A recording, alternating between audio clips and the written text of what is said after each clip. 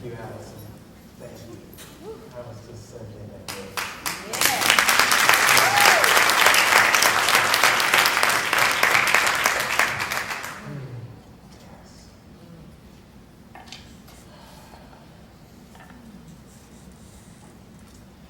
Not too long ago, in a place quite far from here, there was a city slicker driving his shiny new car, and he found himself quite lost because he had ventured off the main road and he was driving through what appeared to be like farmland. He saw a grizzled old farmer standing by a mailbox, sucking on a piece of wheat straw, and he thought he'd stop and ask him where he was. So he pulls over in his shiny new car, sees this old guy. He says, "Hey, old man." He says, "I appear to be kind of lost here." He says, "Can you tell me where I am?" The old man took a little moment, sucking on that straw, and took it out of his mouth.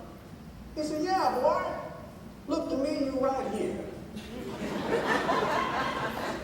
He said, no, what I mean is like, how did I get here?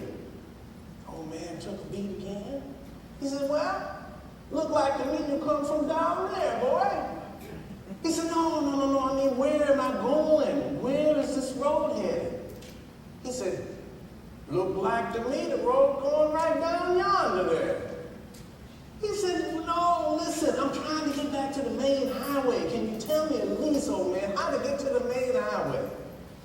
Old man thought for a minute and said, "Well,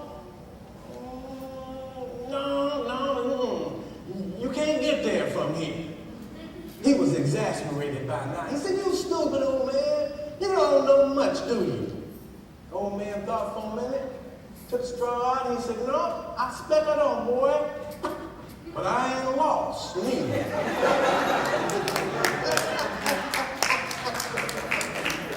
We laugh at that, but how often do we ask people who don't have a clue which path to take?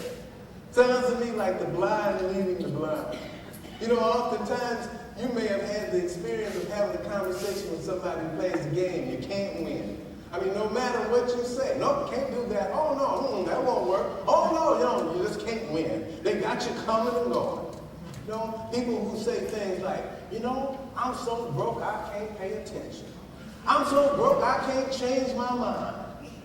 You know, it sounds to me like the blind leading the blind. And so if you ever have that experience, I would suggest try asking the divine instead of the blind.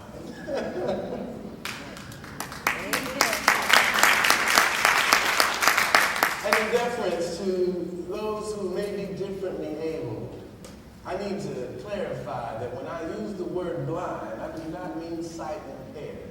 I mean blind to the magnificence, the power, and the presence inside of us. Because I know quite a few people who are sight impaired, but have vision and insight from a spiritual nature, from the third eye, and can see far more than the human eye could ever see. So today, we are back again with chapter 2, exploring the final 3 steps of the spiritual mind treatment. Last week, just to recap, you may remember, we had some phenomenal teachers in this room, the leaders of the 21st century. The president called and announced that they were on the way.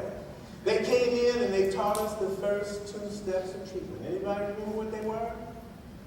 God is all there is to see. The first step, recognition.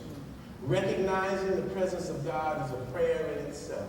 If you can say the words, "God is," you have established a conscious contact. And the place inside of you that knows and it knows that it knows instantly wakes up. There is like an electric current, a recognition of the presence and power, that one who has created you out of itself. And the second step, anybody remember what it was? God and I are one. Unification. Again, a prayer unto itself. When we can recognize that God is right here, it shifts us into a new paradigm. Because we talked about last week how the old map was about God being up in heaven somewhere, looking down sending lightning bolts and judging us, and we had to pray and supplicate, God, please help us, help us, help us. Well, what Betty so wonderfully shared is that God is already in the business of being God. And we don't have to beg God for anything. But if we can affirm that we recognize the presence of God, that God is right where we are, that electricity happens, magic happens, just from those 2 steps. And so today we're going to explore the final 3 steps of the spiritual mind treatment that Betty took us through in just a moment. And those 3 steps are realization, thanksgiving, and release. And I'll share with you some scriptural passages that will help you to anchor this, and we can learn quite a bit from Jesus, the master teacher, who demonstrated these steps in Scripture. We also, last week, demonstrated an affirmation that helps us to remember the foundational essence of the first 2 steps. Anybody remember that affirmation? There is only one life. Say it with me. There is only one life.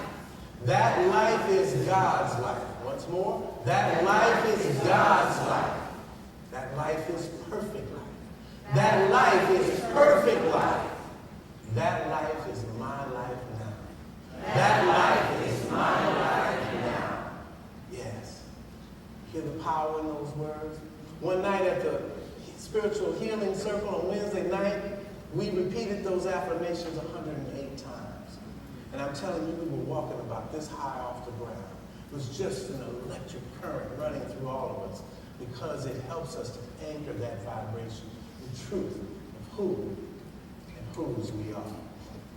We also talked about these are spiritual principles and spiritual practices. And of course, a principle is no good unless we have a corresponding practice. So today I'd like to share with you a little background information on the science of mind, on Ernest Holmes, who was the founder of Science of Mind, and also the spiritual mind treatment. Like, where did this come from? So in 1909, at the age of 25, Ernest Holmes read a book by the author of this Pathway of Roses, Christian D. Larson, who was a contemporary mystic of that time. This book was called The Ideal Made Real.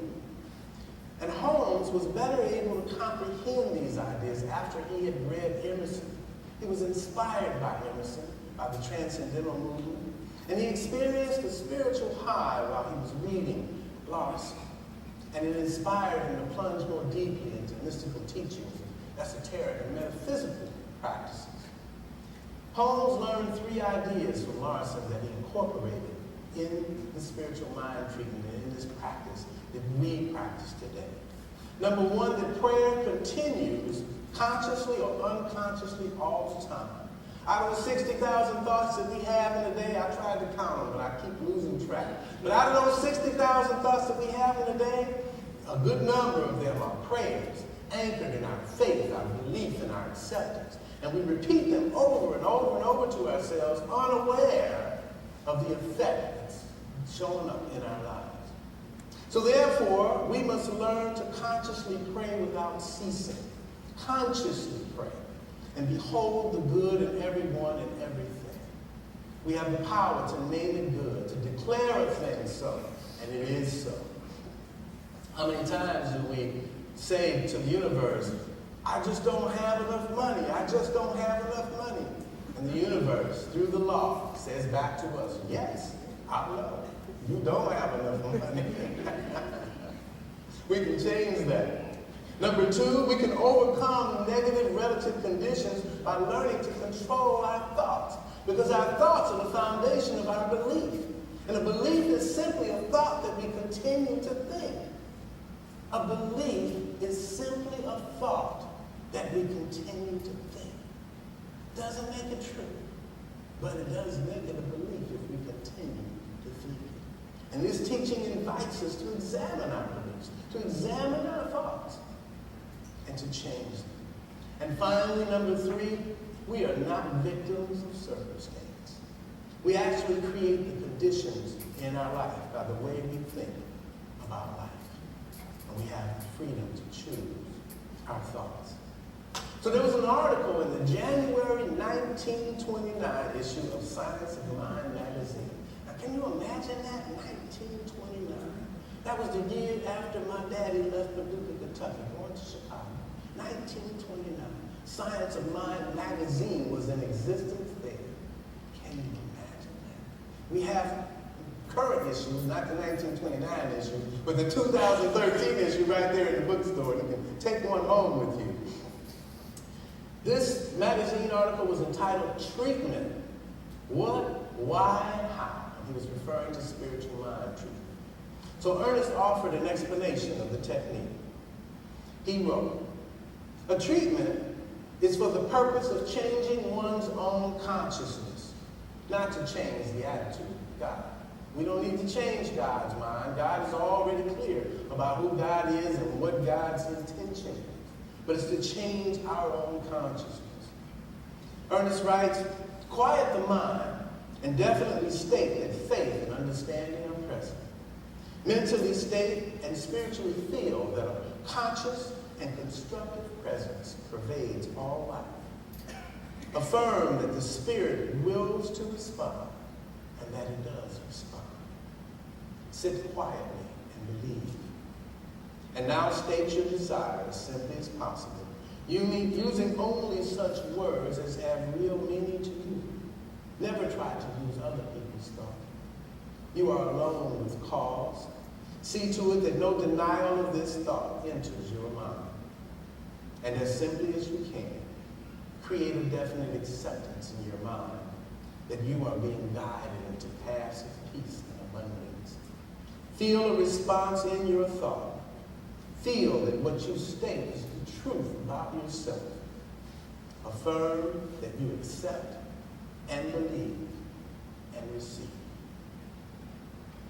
And there it is, as simple as it is. The 5 steps of treatment. So today, our scriptural passage that will help us to establish the foundation of our lesson is from the book of Romans, chapter 12, verse 2. And I'm reading from the Lanza Bible, which is the direct Aramaic translation of the scripture. So the wording is a little bit different, but it hasn't been translated from the Hebrew into the Greek, into the Latin, into the English. This is a direct translation from the Aramaic, which is the language of that day. Do not imitate the way of this world, but be transformed by the renewing of your minds, that you may discern what is that good and acceptable and perfect will of God. Do not imitate the way of this world. Powerful words.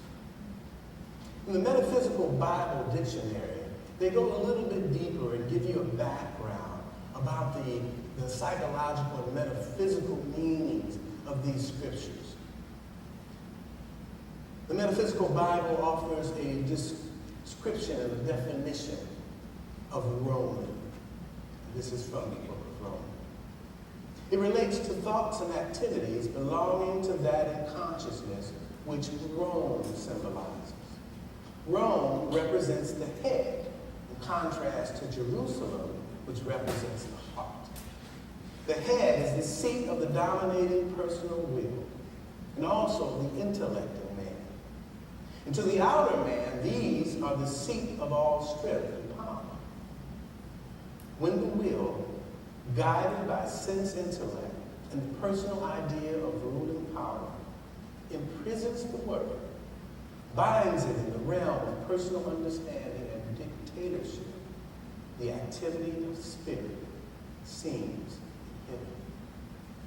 And in that sense, what they are saying to us is that our mind has the ability to filter our perception, and it will tell us things that are not true and keep the truth from us because of the ruling influence of the intellect. And so the head, the mind, is like the Rome of our existence. It's where the dictator, where the emperor resides. we have spiritual power over the enemy. Moses gave us a good story about that, and going to the Pharaoh and saying, let my people go. But that's a different subject. So when we talk about the renewing of the mind here today, we are speaking in the context of the correct use of the will to renew our mind by choosing transformation, a new birth. Ernest Holmes was asked in later years if there were anything he would change about science of mind, philosophy. And he remarked if there was one thing that he would add, it would be a greater emphasis on love. Love points the way, and law makes it possible. And so this is not new science, but it is ancient metaphysical science that we're exploring here today. So we're prepared for the work of the third step by the mental work that we did in recognition and unification.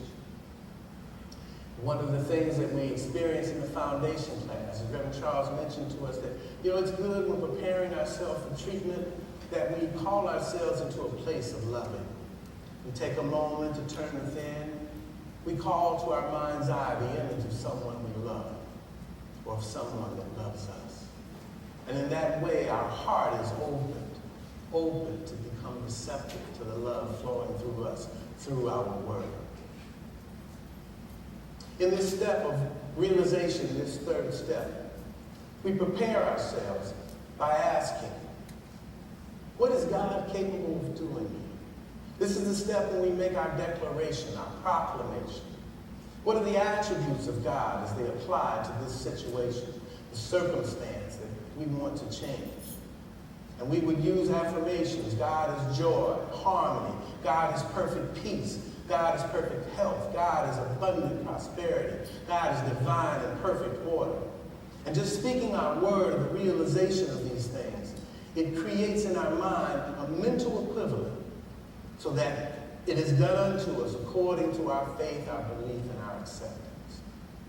And in that moment, God serves to create an energy, an excitement, a passion, a divine connection inside of us, because we are turning to that which we are wanting. And as we turn to it, we realize that that which we are seeking is also seeking us. We speak our word with conviction, declaring what we want to see manifest. For the past 2 months, members of the Unexpected Income Club have been working together in consciousness teams, calling each other daily, some in the morning, some in the afternoon, some twice a day, reading the prayer for prosperity, which you'll find out on the outside of the table, the membership table. You can also download this from the AHIAH website. If you'd like to join the Unexpected Income Club, see me after service, and we'll be happy to sign you up. And it works, it's guaranteed to work, or you can have your old broke life back. But the prayer for prosperity has some very powerful affirmations in it, such as all channels of financial supply are open to me now, and I am richly, bountifully, and beautifully prospered in every wonderful way. This word which I speak in faith, believing, activates the law of increased universal good for me. I expect it, I receive it, I open to it. I visualize the financial good I expect. I see it coming to me now, richly and abundantly. I claim and accept it for myself. This is an example of a realization, a declaration. I do this every day, and sometimes throughout the day.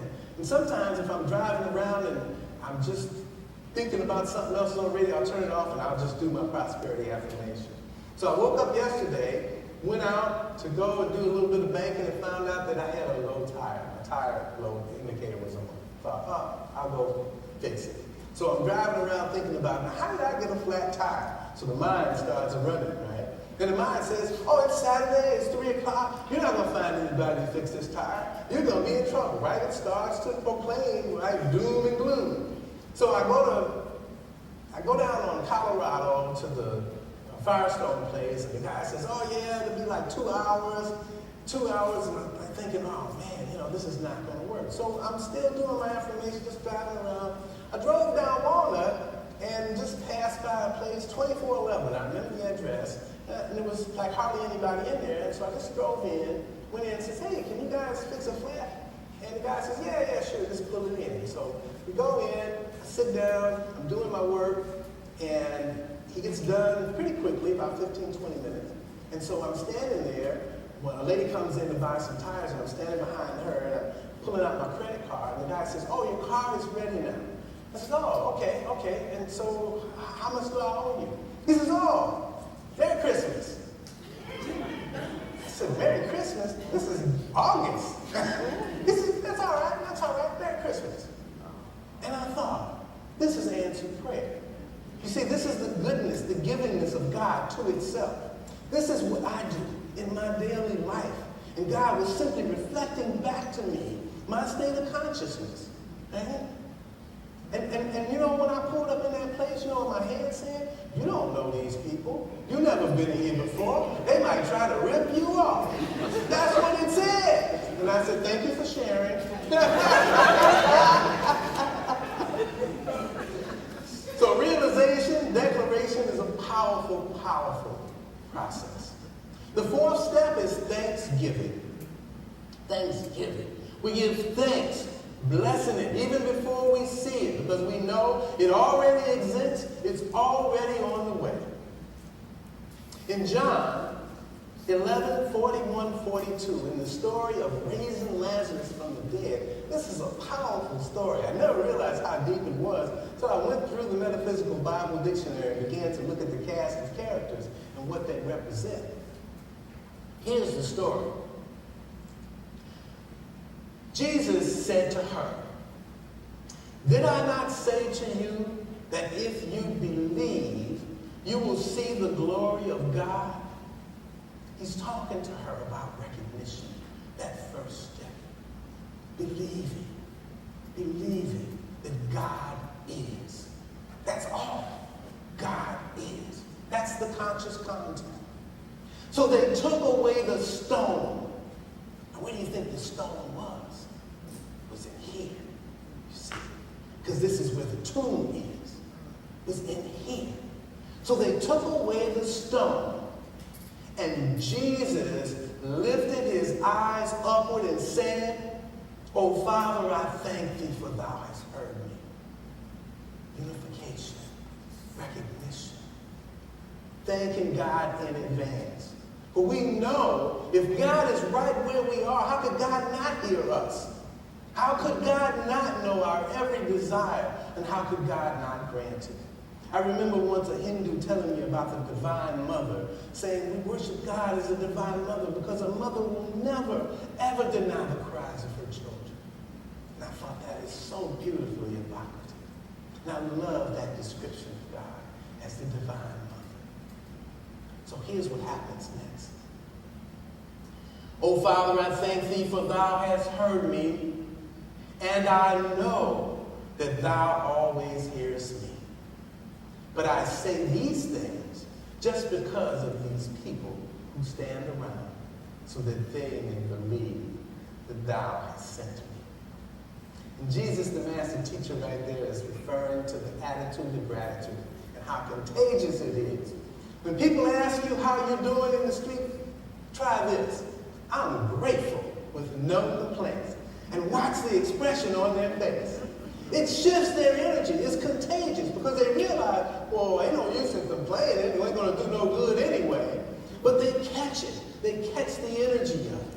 And Jesus, the master teacher, is talking about when we speak the word of thanksgiving, of gratitude, people around us catch the energy. And instantly they know who has sent you. They know because that presence of gratitude and thanksgiving, it exists in them as well. And it reminds them of who they are. Now here's a very important metaphysical detail in this scriptural passage that we need to pay attention to. And you can read this on your own. In your meditation time, read this passage. Take a moment to just contemplate it and meditate on it. In this next step, Jesus gives us the final steps of the spiritual mind treatment. This is 11:43-44. "And when he had said this, He cried with a loud voice, meaning he was emphatic. He was loud. He was commanding it. And sometimes that is what we need to do to get the Lazarus to wake up in me. We need to command it, that I know that this appearance that's in front of me is not greater than the God that's in the midst of me. We need to say it in a loud voice, because we're convincing who? Not God. We're convincing ourselves. We are calling ourselves forward out of the tomb. And Jesus, when he had said this, he cried with a loud voice, Lazarus, which was the Aramaic name. Lazarus, come forth. Come forth. And like I said last week, he didn't say, Lazarus, you smell it pretty bad in there. You've been dead for a long time. I don't see how you're going to get up out of that grave. He didn't say any of that. He said, come forth. I command you, come forth. And the next verse says, and the dead man came out. The dead man came out. That dead man inside of you. That entombed part of us. His hands and his feet bound with burial clothes. His face bound with a burial napkin. And Jesus said to them, the last step, loose him and let him go. Loose him and let him go. Let him go. Loose him. And in the Aramaic scripture, the word that Jesus spoke was the word shwakim. Shwakim is also found in the Lord's Prayer, when it says to forgive as we have forgiven others. The word is shwakim, meaning we loose them.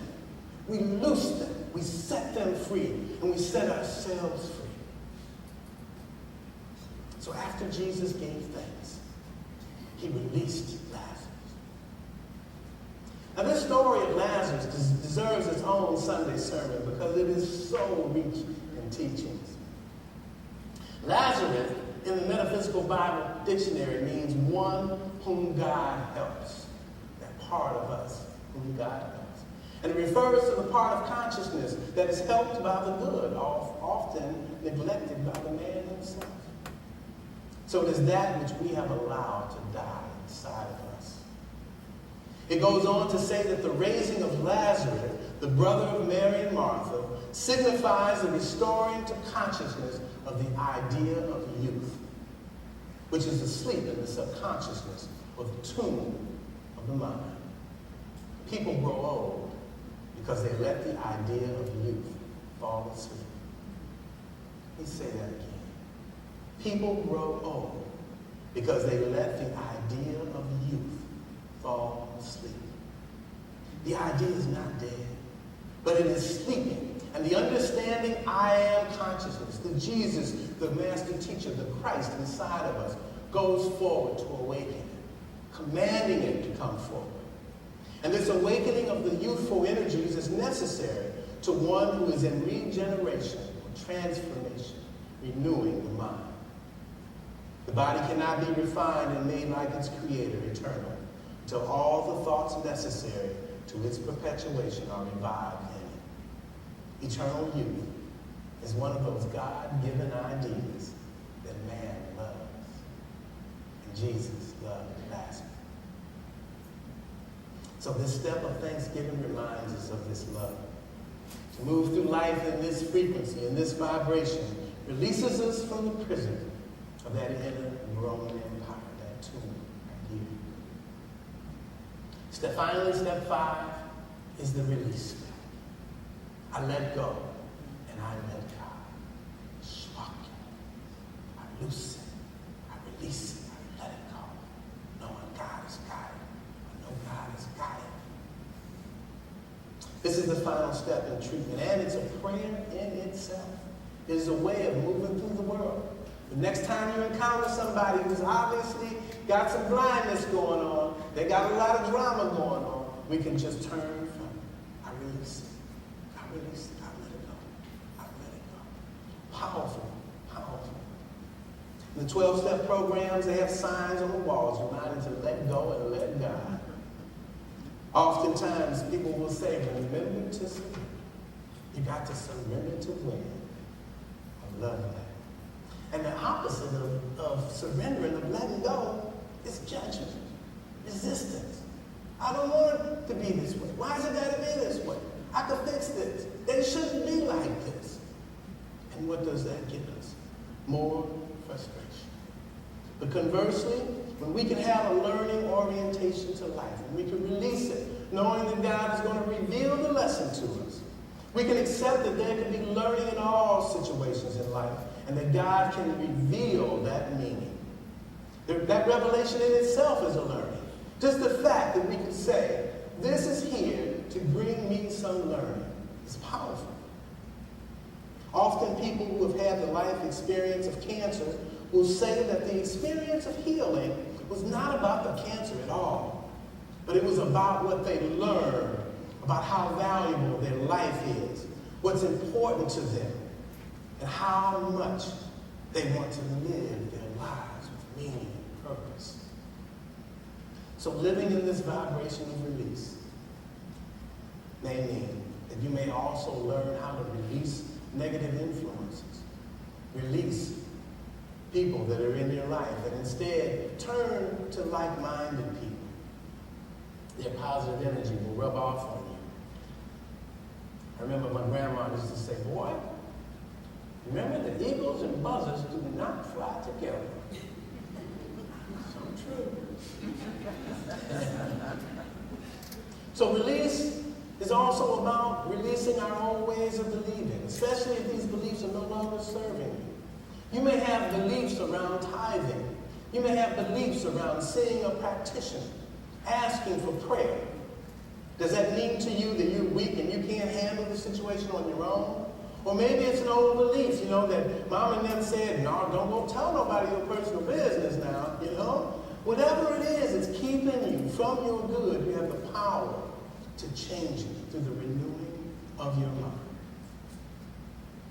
In Isaiah 55:11, so shall my word be that go forth from my mouth.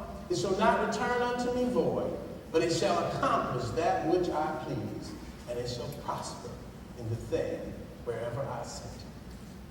So to speak your word means to allow the knower in you, the one who knows and who knows that it knows, to have its way.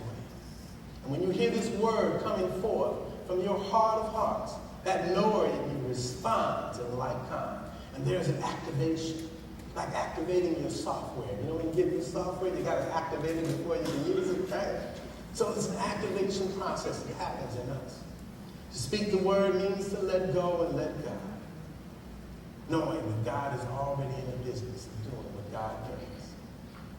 Summary, to speak the word is to recognize the presence of God, to practice the conscious oneness with God, to demonstrate the realization of the qualities of God, all, everywhere present, to give thanks, knowing it is already done, and to release it, to let go and let God. In closing, some of you know that I'm a geek.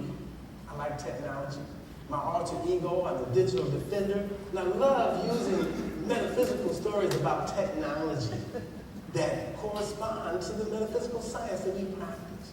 So there's an exciting new study going on right now, and you might have heard about it. It's called neurogenesis. Neurogenesis. Neuro from the Greek meaning new, genesis meaning birth. And what it relates to is this scientific process called plasticization, which is basically the renewal of brain cells.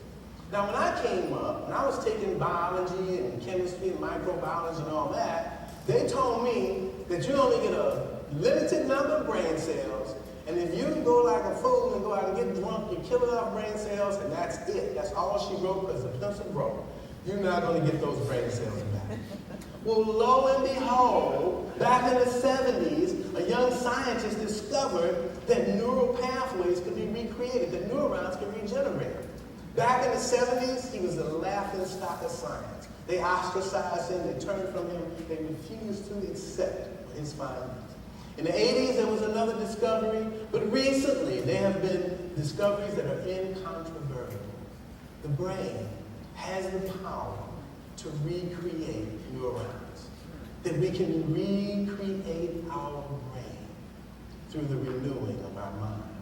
And it's related to new activities. And what that says to us in the science of mind is that if you build a spiritual practice based on meditation and prayer, if you practice these 5 steps of treatment on a daily basis, you will not only be renewing your mind spiritually, but you will be renewing your mind physically. And so if you've got anything going on like depression or anxiety or any kind of physiological blockages going on, you can renew your mind through the conscious use of your will. Now, isn't that powerful? Now, who would be surprised? God is already doing what God does. So in closing, I share with you the 5 steps of treatment. Number 1, recognition. Recognize the presence of God. God is all that there is. God is everywhere present, even in the condition that you are treating for. Number 2, God is all there is. Unify with God. Proclaim your oneness with your presence. Instantly you will feel that connection and the response. God and I are one. Realize that this all-powerful presence which has created you out of himself is God declaring the truth of you through your voice. I speak my word. Finally, give thanks. I give thanks knowing that the divine intelligence within hears me always and responds in each moment. And last, but certainly not least, I release. Remember the words of Corinthians 6:19. That within your body is the temple of the Holy Spirit that dwells within you, which you have of God, and you are not your own. You have been bought with a price, and therefore glorify God in your body and your spirit, because they belong to God. And finally, remember that even though you may have strayed off of that highway, that you are never lost. And no matter what it looks like, no matter what the blind are telling you, you can always turn away from the blind and inquire of the divine which path you should take. For you have chosen to be transformed by the renewing of your mind. And I'm telling you right here that where you came from back there, that's yesterday. And it's dead and stinking in the grave. Let it go. And right where you're going ahead, you see that light. That is the light of the magnificence. The glory of God is within you. A new resurrection, a new Genesis, a new way of being, of thinking, of moving in the world. Speak your word. Say, come forth, Lazarus. Come out of that tomb. I command you